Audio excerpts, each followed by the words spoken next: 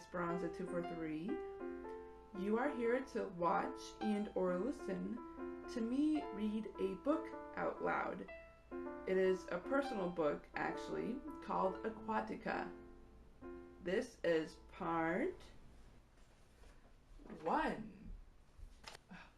So exciting, we're finally starting Aquatica again. Just to clarify, this is just a reread of one of my previous books that I've already done called Part of Your World. I changed the title to Aquatica mainly because when I do get it published, I'm probably going to have copyright problems with Disney. Which is funny because it's actually quite similar. Well, not similar, but you know what I mean.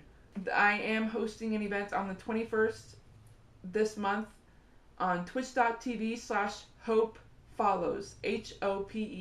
HOPEFOLLOWS. I am doing this thing called what I call Nancy Drew on Twitch. What I'm going to be doing is watching a movie and then afterwards play a Nancy Drew game that I find that which the movie has similar qualities, similar things to the game. And hopefully you'll see why. Before I start the book, I'm just going to read a quick summary that I wrote for it years ago. I'm probably going to change it a bit before I actually publish the book, you know. I'm mumbling now. The summary for Aquatica commences. A young girl dreamed of swimming in the ocean. When that dream comes true, she becomes ecstatic. But soon after, Garnette discovered a big secret, and a mystery in a hidden cave fell into her scaly lap. Both of them may be something that could possibly change her mind about her future. Will she stay with her family on land or by sea? Will she and her mother solve the mystery of their family secret? Were the bad men human or mermen? Read this mystical story and discover what lies beneath the ocean. I'm so excited about this.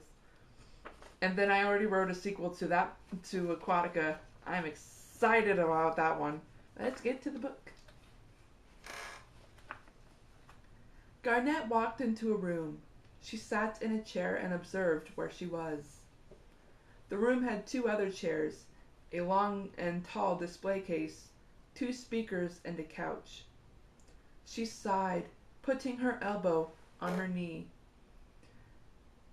and rested her chin on her palm. One finger of that particular hand was a beautiful silver ring with 3 garnet crystals. Each crystal was a different species: hessonite, uvarovite, and zavorite.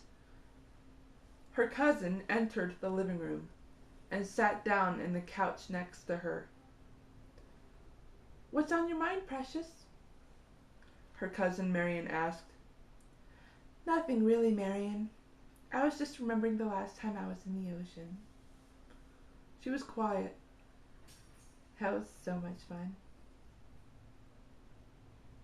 Her cousin smiled. It was fun, she said. "It was almost 2 years ago, Nettie." "I know," she said, giggling. "I just can't forget that experience. Every time I'm out in the ocean, I feel like I'm a part of it. It's such a good feeling." She thought for a moment. "It's like what you feel when you're working with art or music or cooking." Marion sighed. "I know. It's like it's what you were made for, built for, and can't help it. No one in the world can take that away from you." It was quiet for a while. Marion gasped suddenly. "Garnette, we need to get everything together. The 7 Seas party is only 2 days away." "The 7 Seas," Garnette whispered, trying to remember. She gasped. "I almost forgot about that party. What do we need to bring?" "We need to bring like 3 things, but we're helping out decorating, remember?" "That's right. I remember trying to find my shells soon after I volunteered. Nettie, are you sure you want to do that? What if someone ends up breaking your shells? I know they're special to you. You always bring shells home when we go to the coast. Garnette hesitated and groaned. Why do you always go for the negative, Mary? That's one of the things I don't like about you, even for a sister. Family supports each other. Why can't you do that? Her cousin was about to speak, but Garnette groaned and got out of her chair. I need some salt. Marion sighed and followed her. She grew up with Garnette for so long, she had forgotten they were cousins. Do you always have to do this? I just don't want to see you hurt. They entered the kitchen with sour moods. She watched her cousin open the food cabinets, looking for salt. Marion sighed with disappointment. I figured you'd remember by now. You've been eating salt constantly for the past 4 years. It's in the side cabinet next to the microwave. Garnette glared at her, went for the side cabinet, and found the salt. She opened another cabinet to pull out a cup. After pouring a small amount of salt in the cup, she put her finger in there and started to suck the salt off. Her cousin rolled her eyes. Garnette turned the faucet of their kitchen sink on and let the water fall into her cup. After turning the water off, she drank her recipe of salt water. Garnette, you have to admit, it is weird watching you drink salt water. Ugh, I need some food. They suddenly could hear a gurgling sound. What was that? Marion looked out a nearby window. That almost sounded like some animal. Mary, that was my stomach, Garnette told her. Don't tell me you haven't eaten today. She stared at her with wide eyes. I had some fruit, but that's it. Nettie, you have to stop starving yourself. Marion looked at her wristwatch. Since Mom and Dad will be home soon, why don't we make dinner and surprise them? She raised a brow with interest. You make the dinner. I'll watch. Besides, I'm only 10. What am I supposed to do? She sipped her salt water. You can heat up the vegetables in the microwave. You can also get the salmon out of the freezer, she replied, slightly raising her voice to tease her cousin. Garnette's eyes widened with fascination. Marion, have I ever told you how much I love you? She put the cup down to hurry over to the freezer, looked for the salmon, and pulled it out. Marion smiled and started taking cooking dishes out of the cabinets. What else are we having? Marion looked at her little cousin. You're right. We always have 3 dishes, she mused. She thought for a moment and gasped. Nettie, do you remember that long loaf of bread Mom bought? Garnette became confused. You mean that long hunk of bread that looks like a huge worm? What do you want to use that for? Then she spotted the butter, garlic, and gorgonzola cheese her cousin was pulling out. Oh, marvelous idea! I've been craving that garzola bread for days. She voluntarily helped out with anything else while Marion was busy. By the time they were done making dinner, their parents were going through the mail and relaxing in their bedroom. Nettie, why don't you go upstairs and tell Mom and Dad dinner's ready?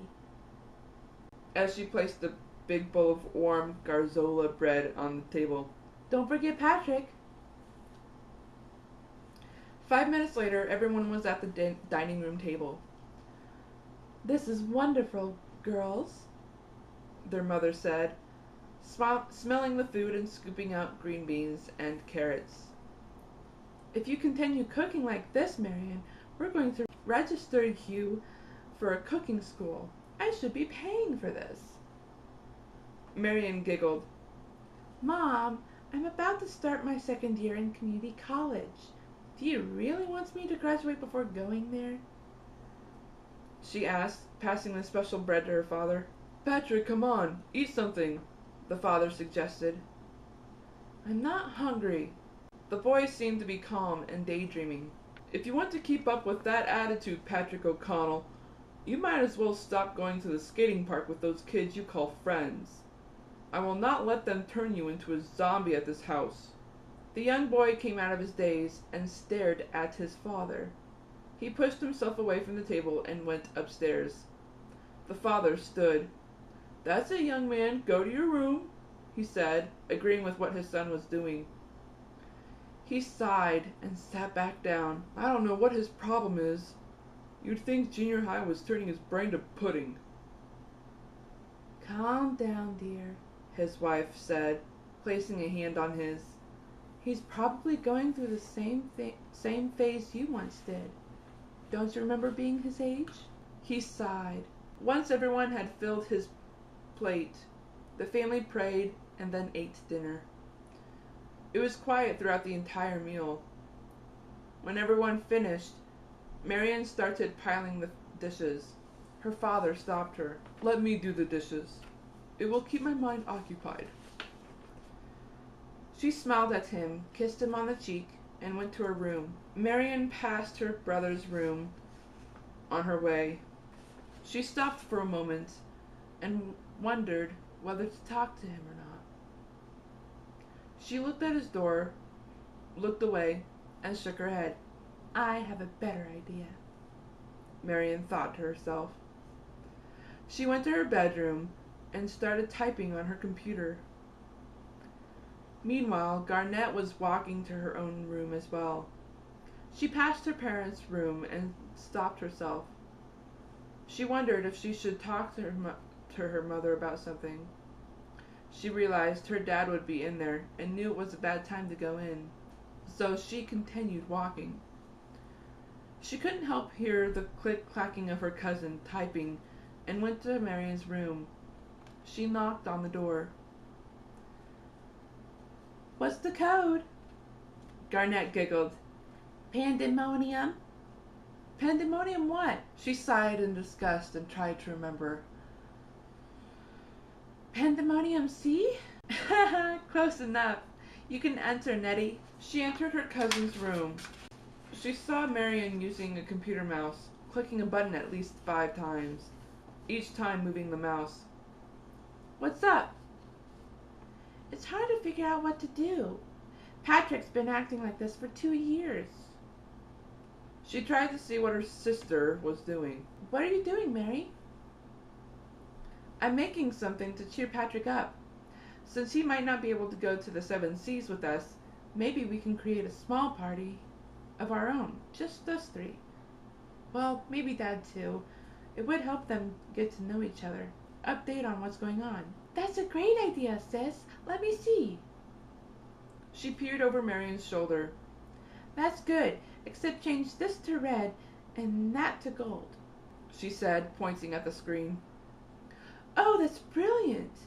I was thinking what he would like. Of course it would be something boys like him would want. Any other suggestions? She asked, typing up the inside of the invitation. Wait, don't type that. With what you've done on the coloring is great. The background could change though. The border should be a little different considering the colors I changed on the cover. Here, can I try something? Her sister gave her a look. Oh gosh, Marion, may I try something? She slid her chair to the side as Garnette kneeled down, moving the mouse. She watched what her little cousin was doing. What? Oh, I can't believe it, she whispered. You must be hanging out with him. How do you know all this? I may be 10, sis, but I know what goes on outside elementary school. Boys like certain things like cars and trading cards and latest games. Who are you? What have you done to Garnette? Marion stared at her. Garnette laughed. Oh, come on. It's not like I'm going to change anytime soon. Marion snorted. You will, trust me. Garnette ignored what she said and continued working. Okay, I've done some tweaks after the changes I did. The rest you can do. Once you're done, print off 2 of them. She let her cousin have her computer back and watched her finish and print the invitations. They worked on folding the invitations to look proper and fun. You slip one under Patrick's door. I'll take the other and give it to Dad. Why do you want to give it to Dad? I could do it too, you know. You could, but I also gotta talk to Mom. Little sister trumps big sister this time, she teased. Mary gave her a funny look and giggled. Garnette took the invitation and headed to her parents' room. She knocked on the door. Who's there? Her mother called. It's Garnette, Miss Truthful, she answered, chuckling at her joke. Oh, if only she knew that Kaylee was really her aunt, not her mother. Kaylee chuckled nervously at the irony. Come on in, dear. She slowly opened the door. Is Dad all right? He's fine, her mother said calmly. She saw her mom sitting at her vanity table. Your father is just resting his head. Is something the matter, Garnette? Everything's fine. I'm just actually here to give Dad something. Oh, really? I'm not important? Garnette rolled her eyes. Don't worry, Ma. I want to talk to you too, after I give this to Dad, she said, showing off her invitation in the vanity mirror. Her mom looked at the reflection. She smiled. How sweet of you, inviting your dad to a party. Go ahead then. He's lying down on the bed. Her daughter shrugged, ignoring the fact her mom thought her invitation was handmade. She walked to the bed and shook her father's foot. Her dad raised his brows and then his head. He smiled. Hi, Garnette. How's my gem doing today? I'm doing pretty good. I have all my homework done, and my sister has done another great deed. Her father raised his brows again. He sat up. What has your sister done now? Save a bird from a tree with the whisk of her wand? Her father raised his brows again as he sat up. She and I made invitations to a party we are hosting. She gave him the invitation. Here, it's for you. Oh, nice. I like what you did, he said, looking through it. Who's invited? Well, it's just the usual crowd, he nodded, still looking at the invitation.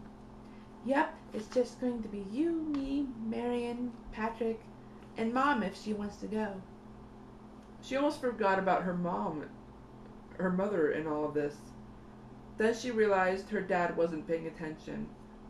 Of course, the whole school could be invited as well. Maybe the mayor will come and give us a big key to the city. He nodded. It was quiet for a moment. Dad! He looked up.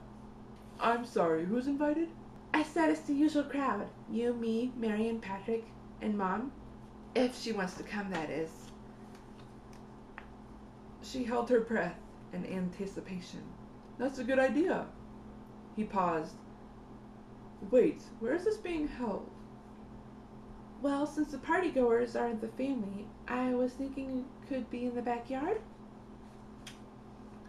She looked at him with a hopeful look. He studied her. All right, that's fine. Just don't make the party too big. He giggled. Without warning, Patrick burst into the room. And that's where I'm going to stop. So I do believe I will bid you all adieu. In the next video, we will continue. Ooh. I am looking forward to reading this book to you guys. I'm so excited. I think you might like the changes that I made. A few changes that I made in the beginning of the book, if you haven't noticed. I told that Marion was really her cousin, that Kaylee, the so-called mother, is really her aunt, which I should have told in the original draft, but I didn't. I'm improving, as are my videos. Really cool, huh? I finally have a tripod. I'm doing music videos. I'm so proud of myself. I will see you guys in the next video. This is D Esperanza 243 signing out. Bye bye.